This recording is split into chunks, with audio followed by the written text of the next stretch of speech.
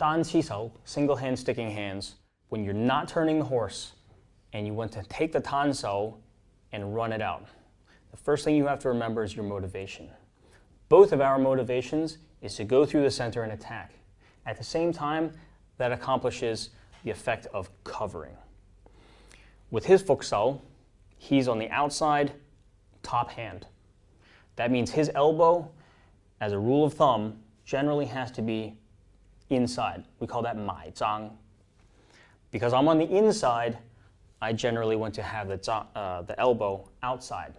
That's not to call what we call 飞踭, which means having it out like this, but it does mean it's further on the outside. In this situation, I can't hit him. I want to change it so that I'm in the advantageous position on the outside. Maintaining my first priority, forward pressure.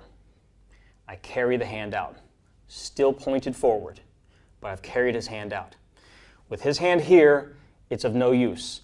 He's going to drop the hand, keeping his forward pressure, and then now, at this point, as it crosses, my hand is now the dominant hand on top, and his hand is lower hand, which means his elbow can come out. My elbow can come in to hit. And his outside elbow turns into a 綁手. My inside elbow is a punch or a 復手. This becomes a lot clearer when you go over the shoulder. You'll see a little bit more nuance.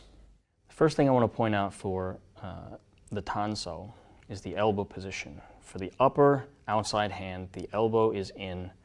For the lower inside hand, the elbow is headed out. That's the only way we can maintain this sort of a deadlock, in a single hand, no horse turning position. When I want to change, maintaining the forward pressure, I carry the hand out. You could see that his elbow is still on the inside and protecting him. If I try to come in, his elbow can compress my hands. So it's still dominant. When I continue out, this hand is now useless. It drops. The elbow, which is still on the inside, when the hand continues to drop, his angle here is larger than 90 degrees, which means all he has to do when this hand drops and it becomes the lower hand, switch to a 綁手. With the 綁手, the elbow is now out. My elbow cannot be out. It will just ride on top. So I have to bring my elbow in as the upper hand, and I continue punching in. We drop down to a Tansuw Fuksal again, slowly.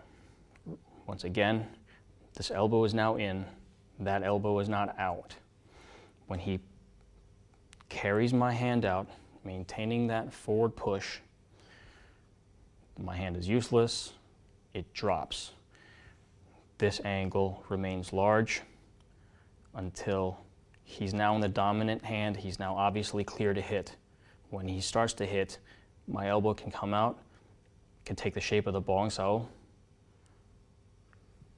Elbow is out, his elbow is in, he punches at me, and I jam with the elbow out. This situation is just the basic setup for changing the hands. There's a bit of variation. The same rules basically apply, but it depends when you turn the horse, because your body position relative to the hands and relative to your opponent changes.